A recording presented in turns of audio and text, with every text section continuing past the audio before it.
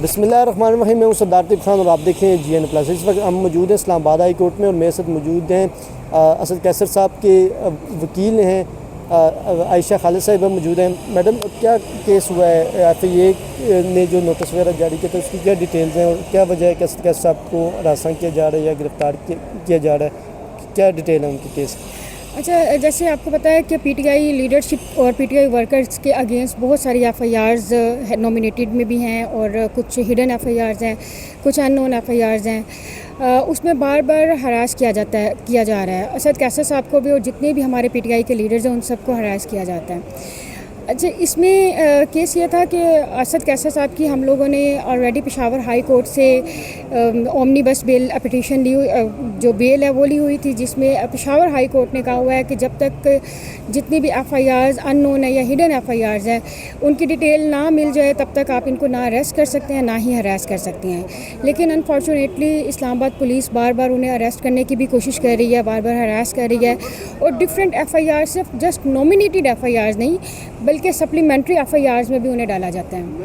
तो उन सप्लीमेंट मैं आज आई थी एक रिसेंटली 31/7/2025 को एक हमें पता चला कि वारंट जारी हुए हैं असद कैसर साहब के और अदर लीडर्स के।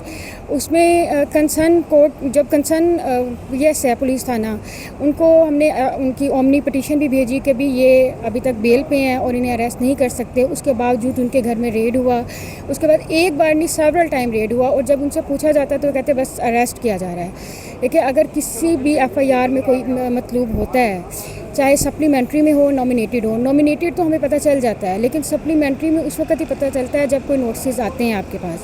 ना ही कोई नोटिस आए हैं, ना बेलेबल वारंट, ना नॉन बेलेबल वारंट, डायरेक्ट गिरफ्तारी का कहा जाता है और गिरफ्तार करने की कोशिश की जाती है। ये तो लकीली वो घर पे नहीं थे जिसकी वजह से उनको 2-3 दफ़ा उन्होंने अटैम्प्ट्स की लेकिन अरेस्ट नहीं हो सके। तो मैं इनके अगेंस्ट ही आई थी कि एक तो पहली बात, अब जब पेशावर हाई कोर्ट ने कह दिया है कि इन्हें अरेस्ट नहीं करना तो ये बार बार क्यों हरास कर रहे हैं। सेकेंडली, कराची कंपनी वालों ने हमें कोई कुछ भी ब्लैक एंड वाइट तो दिया नहीं है, तो वो किस बेस के ऊपर हमें अरेस्ट करने की कोशिश की। जज साहब ने कोई नोटिस नहीं लिया? जी, नोटिस दे दिया उन्होंने। IO को भी इन पर्सन बुलाया है, SHO को भी इन पर्सन बुलाया और साथ में IG साहब को भी बुलाया है और कहा है कि इन्हें बार बार, जब पेशावर हाई कोर्ट में ये ऑलरेडी बेल के ऊपर हैं तो बार बार इन्हें अरेस्ट क्यों करने की कोशिश जा रही है। क्या तब आप क्या समझती हैं? आप डयाला जेल के अंदर भी जाती थी, इमरान साहब से भी मिलती रहती है, इमरान साहब की लीगल टीम का भी हिस्सा है। मुझे ये बताया कि इमरान साहब और उनकी पार्टी के ख़िलाफ़ जो पोलिटिकल विक्टिमाइजेशन है कब तक ख़त्म हो जाएगी? ये तो कुछ कहा नहीं जा सकता। इनकी तो जो पॉलिटिकल विक्टिमाइजेशन बढ़ती जा रही है। पहले तो जस्ट ये नॉमिनेटेड FIRs में डालते थे, अब तो नॉमिनेटेड में जब हमने सब में बेल्स करवा ली तो इन्होंने कहा अब हमारे पास जवाज़ नहीं रह गया। तो इन्होंने पुलिस ने और जो एजेंसीज़ हैं उसमें हिडन जो उन्हें पकड़ना शुरू कर दिया और फिर साथ में कह देते हैं ये सप्लीमेंट्री में हमें चाहिए। तो ये इलीगल तो कर रहे हैं, हरास तो कर रहे हैं। इमरान साहब का सारा ख़ानदान इस वक्त जेल के अंदर है, शेर शाह भी जेल के अंदर है, उनका जुडिशल रिमांड भी हुआ है। तो आपको लगता है कि क्या उनके केस में वो रिहा हो सकते हैं लीगल पॉइंट ऑफ व्यू से? क्या आपके पास? जी, उसमें तो देखें, आप 22 माह के बाद अगर अरेस्ट करने की कोशिश कर रहे हैं या इंक्वायरी कर रहे हैं तो उसमें तो अगर लीगली जाया जाए तो उसमें तो कुछ बनता ही नहीं है। तो उसमें तो फ़ौरन डिस्चार्ज करना चाहिए, सिर्फ ज़मानत नहीं देनी चाहिए। मैं समझती हूँ इसमें डिस्चार्ज होना चाहिए।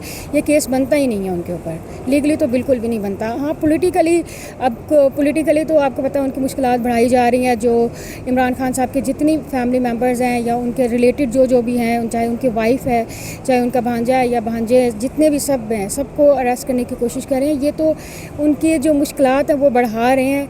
बट अगर अदरवाइज़ लीगली को देखा जाए तो खान साहब के जितने केसेस हैं उसमें मैं ख़ुद भी जाती रही हूँ और मैं टीम का पार्ट भी रह चुकी हूँ। लेकिन लीगली उनमें कुछ भी ऐसा चीज़ नहीं है जिसमें हम कह सकते हैं कि इनको कन्विक्शन हो सकती थी या सज़ा हो सकती थी, लेकिन अनफॉर्चुनेटली फिर भी हुई है। तो ये 9 मई में हमने देखा ज़मानतें वगैरह हो गई हैं, लेकिन अब क्या वजह, जो अभी तोशाखाना 2 केस लगा हुआ उसका भी आज समाप्ति वो भी नहीं हुई, आगे डेट पर डेट डाल देते हैं।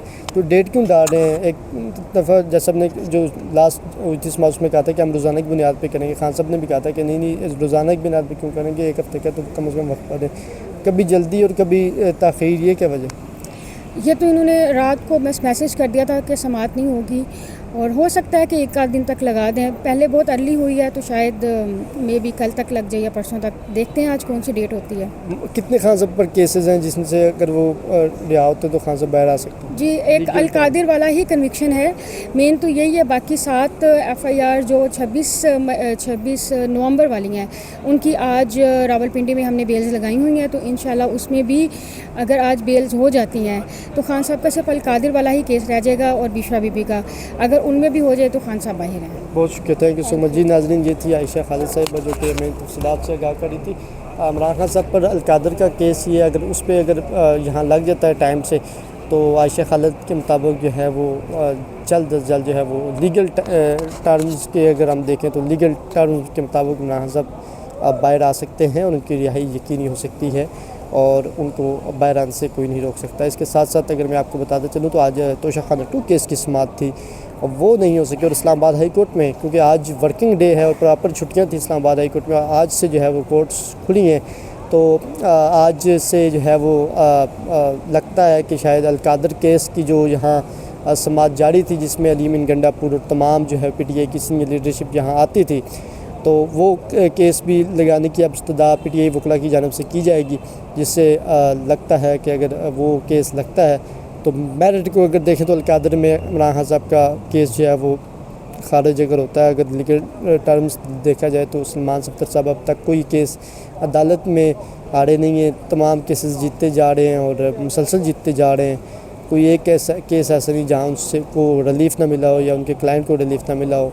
तो इमरान खान साहब के जो वकील हैं सलमान सफ्तर, वो केस के हवाले से बड़े जानदार और बड़े जो है वो मुफस्सल दलाइल देते हैं, जिससे जज साहिबान भी जो है वो मुतमईन होते हैं। और फिर जिसकी वाज़ेह दलील हमने सुप्रीम कोर्ट ऑफ पाकिस्तान में अपनी आंखों से देखी कि जिसमें सलमान सफ्तर साहब ने जब दलाइल दिए, टोटल 5 मिनट के दलाइल दिए, तो जिसके बाद इमरान खान साहब को 9 मई के केसेस में जो है वो 8 केसेस में जो है वो ज़मानत उनकी मिल गई थी। इसके साथ साथ मैं अगर बताऊँ तो मुल्क भर में सैलाब की इस वक्त सूरत है और कहा जा रहा है कि इंडिया मज़ीद जो है वो सैलाबी रेला छोड़ सकता है और हमारा दुश्मन मुल्क है इंडिया, तो उसको हम यही कह सकते हैं कि अल्लाह इंडिया को हिदायत दे। तो सैलाबों पर सैलाबी रेले भेजी जा रहा है, लेकिन हुकूमत को भी चाहिए कि वो इसको निपटने के लिए इक़दाम करे ताकि जो है वो ज़्यादा से ज़्यादा आवाम को रिलीफ दिया जा सके, आवाम की कीमती जानों को बचाया जा सके और सैलाबी सूरत से बचा जा सके। अपने मेज़बान सरदार तैयब खान को इस्लामाबाद हाई कोर्ट से इजाज़त दीजिए। अल्लाह ने